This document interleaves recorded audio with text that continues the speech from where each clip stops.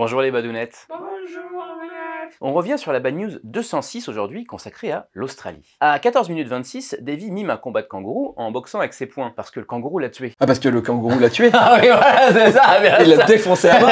Oui, bien. En réalité, le kangourou est un grappler, pas un boxeur. C'est-à-dire qu'il va se servir de ses pattes antérieures, donc avant, pour saisir celle de son opposant, va chercher à ouvrir le ventre de ces derniers à grands coups de pattes postérieures, arrière, en s'appuyant sur sa queue, celle de l'arrière aussi. D'ailleurs, la peau de leur ventre est renforcée, et ils ont même la faculté de rentrer leurs testicules pour les protéger, un peu comme ce qui se passe avec les vôtres quand vous allez nager dans l'océan en Bretagne. On continue avec les kangourous, à 15,50 maintenant. Ah, c'est une coronaise de kangourou? Une meuf se baladait sous un arbre et a reçu en pleine gueule une couille de kangourou. Ça rappelle un peu l'histoire, mythe ou réalité, d'Isaac Newton, qui, glandant sous un pommier, s'en prend une sur le coin du nez.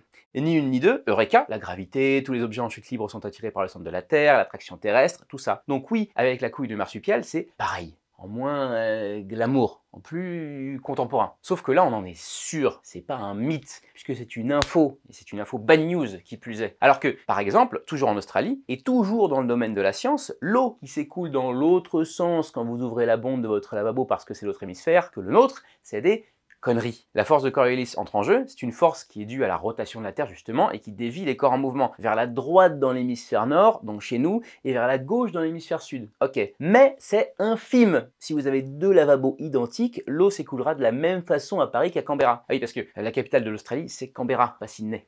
On apprend plein de trucs. Et pour conclure sur l'Australie, comme vous avez plébiscité ma chronique la dernière fois que j'ai fait ça, on se refait un petit « Le saviez-vous ». Le saviez-vous ? En Australie, on compte 3 fois plus de moutons que d'humains. Le saviez-vous? Melbourne est la deuxième ville qui compte le plus de Grecs au monde, après Athènes. Le saviez-vous? L'Arabie Saoudite importe ses chameaux d'Australie, qui en comptent plus d'1 million. Goodbye les badounettes.